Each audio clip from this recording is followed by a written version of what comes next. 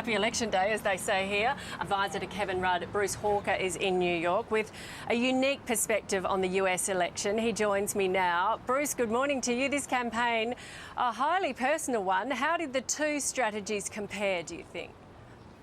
Well, I think Donald Trump really just went out incredibly negatively towards his opponent and large sections of the American public, you know, women, Hispanics, African Americans, just to name some, the disabled, whereas Hillary Clinton was really trying to be much more inclusive in her politics.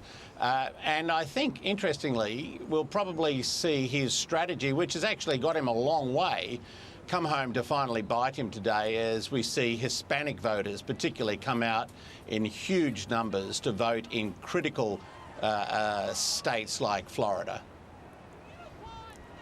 Bruce, in the Washington Post today, they say smart politicians should learn something from this campaign, abandon the scripts, be genuine. He has got so far and he could win, and don't dismiss him. Well, I think that's true. I mean, but if it is the genuine Donald Trump that we're seeing, it's probably not a particularly attractive one to most people.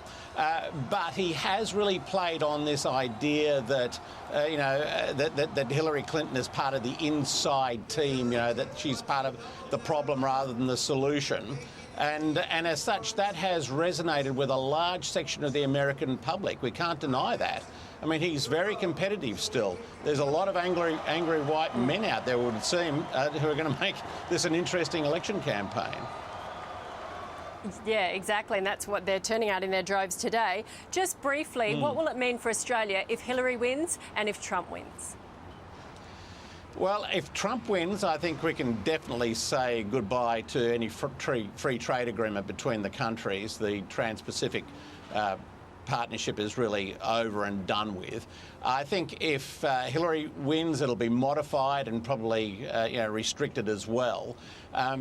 As far as the strategic relationships between the two countries go, I think they'll probably remain pretty much the same, although it'll be a much more volatile world that we live in under a Trump presidency if he were to win, because he has so much control over foreign policy as the president, much more than over domestic policy.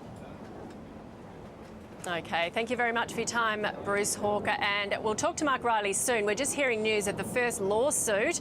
Trump said he wouldn't take this lying down either way.